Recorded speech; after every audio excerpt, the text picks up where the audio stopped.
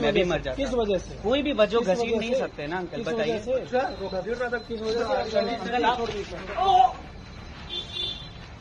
आप दिमाग लगा रहे हो फालतू। सॉरी, आपने ये गलत कर दिया। आप सर जी मारिए। अगर आपने मारा सब आप देख रहे हैं, अंदर क्यों जाएंगे? मैं क्यों जाऊंगा अंकल? मैं आप ये क्या कर रहे हैं? मैंने करा अंकल, मैंने करा क्या?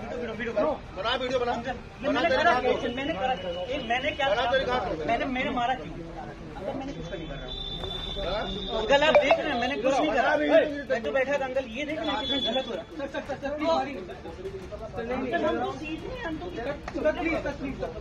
अंकल मैं तो मैं दुरुस्त कर देंगे, आप दुरुस्त कर देंगे, हाँ वही दुरुस्त कर देंगे, हाँ भी दुरुस्त कर देंगे, परेशान मत हो।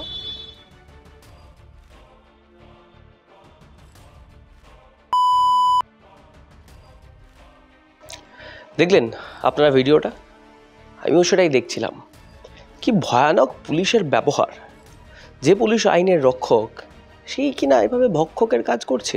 না মানে আমি খাওয়ার কথা বলছি না, একজন সাধারণ মানুষ, তিনি থানায় গিয়েছেন কোনো কাজে বা তাকে সেখানে ধরে নিয়ে যাওয়া হয়েছে, তারপর তাকে এভাবে মারধর করা হচ্ছে। ভিডিওটা দেখে আশা করি আপনারা বুঝতে পেরেছেন এটা কোন রাজ্যের ঘটনা হতে পারে।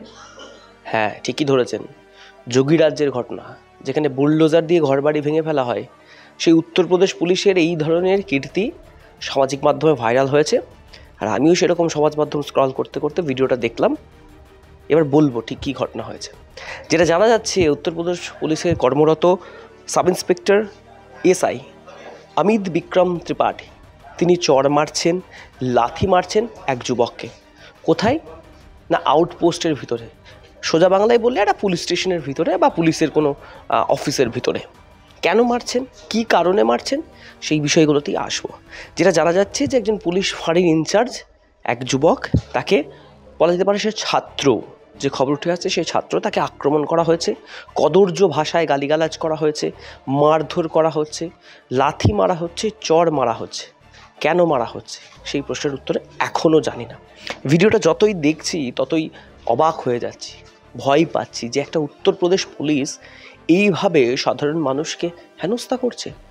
যদিও সেই ঘটনার পর সেই ছবি, সেই ভিডিও, সেই কীর্তির ভিডিও বলা যেতে পারে সামাজিক মাধ্যমে ভাইরাল হওয়ার পরে সেই এসআই যিনি রয়েছেন অমিত বিক্রম ত্রিপাঠী, তাকে রিজার্ভে পুলিশ লাইনে পাঠিয়ে দেওয়া হয়েছে, এমনটা উত্তরপ্রদেশ পুলিশের কর্মকর্তারা জানাচ্ছেন। ব্যাস এখানেই দায়িত্ব খালাস হয়ে গেল? হওয়ার কথা নয়। জানি না সেখানকার পদস্থ পুলিশ আধিকারিকরা কী ব্যবস্থা নেবেন এই অমিত বিক্রম ত্রিপাঠীর বিরুদ্ধে। যে ঘটনাটি ঘটেছে, যে নারামাউয়ের বাসিন্দা অক্ষয় প্রতাপ সিং, যিনি একজন ছাত্র, রবিবার তার বন্ধু শিবরাজপুরের অভিষেক দুবের সাথে কিদওয়াই নগরে বেড়াতে যাচ্ছিলেন। তারা বাইকে ছিলেন। তখনই গোশালা নগর বলে একটি জায়গা, সেখানে পুলিশ ফাঁড়ির ইনচার্জ এই অমিত ত্রিপাঠী অক্ষয়কে আটকায় চেকিং করার জন্য। হতেই পারে, সাধারণ আমরাও দেখে থাকি যে বিভিন্ন সময় বাইক নিয়ে কোথাও গেলে পুলিশ ডকুমেন্টস চেক করতে চায়, লাইসেন্স, পলিউশনস, এসব কিছু চেক করার জন্য দাঁড় করায়। সেরকমই অমিত বিক্রম ত্রিপাঠী এই অক্ষয় সিংকে দাঁড় করিয়েছিল এবং অক্ষয় সিং গাড়িটা না থামিয়ে, হতেই পারে সে পুলিশকে দেখে ভয় পেয়েছে, সে গাড়িটা না থামিয়ে কিছুটা দূরে এগিয়ে চলে যায়। পরবর্তী ক্ষেত্রে এই অমিত বিক্রম ত্রিপাঠীর টিম তাদের পিছনে ধাওয়া করে অক্ষয় সিংকে পাকড়াও করা হয়, এমনটাই খবর উঠে আসছে। এবং পাকড়াও করার পরে তাকে যখন আউটপোস্টে বা পুলিশ ফাঁড়িতে নিয়ে আসা হয়, সেখানে নিয়ে এসে তাকে ব্যাপক মারধর করা হচ্ছে, এমন ভিডিও ভাইরাল হয়েছে। এবং ভিডিওতে শোনা যাচ্ছে, অডিওটা আমিও শোনার চেষ্টা করছিলাম, আপনারাও নিশ্চয়ই এতক্ষণে শুনেছেন, যে আমি দুঃখিত, তিনি আমাকে মারছেন এবং অশ্লীল ভাষা ব্যবহার করছেন। কে বলছেন? অক্ষয় সিং, যাকে মারধর করছে ওই সাব ইন্সপেক্টর অমিত বিক্রম ত্রিপাঠী, সেই যুবক এইভাবে আর্তনাদ করছেন। ইতিমধ্যেই এই ভিডিও সোশ্যাল মিডিয়াতে ভাইরাল হওয়ার পর, যেমনটা আমি বলছিলাম, রিজার্ভে পুলিশ লাইনে পাঠানো হয়েছে এই এসআই অমিত বিক্রম ত্রিপাঠীকে।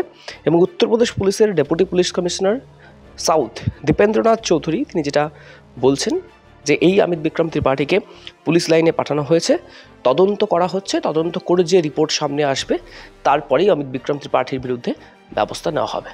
ব্যবস্থা তো নেবেনি, পুলিশের যে জুরিসডিকশন রয়েছে, পুলিশের যা ল রয়েছে, যা রুলস রয়েছে বা যে আইন রয়েছে, সেই আইন মোতাবেক ব্যবস্থা হয়তো পুলিশ কর্তারা নেবেন উত্তরপ্রদেশ পুলিশের।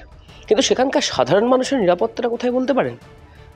কার্যত শিহরণ জাগছে এই ভিডিও দেখে, শিহরিত হয়ে উঠছি যে একজন যুবক, বলা ভালো সে ছাত্রই, সে বাইক নিয়ে যাচ্ছিল, কোনো কারণে পুলিশ তাকে দাঁড় করাতে গিয়েছিল, সে না দাঁড়িয়ে কিছুটা এগিয়ে যায়, হতে পারে সে ভয় পেয়েছিল, তাকে পাকড়াও করে নিয়ে এসে পুলিশ ফাঁড়ির মধ্যে উর্দি গায়ে, যেখানে অশোক স্তম্ভ থাকে, সেই উর্দি গায়ে এইভাবে কিল চর লাত মারা হচ্ছে।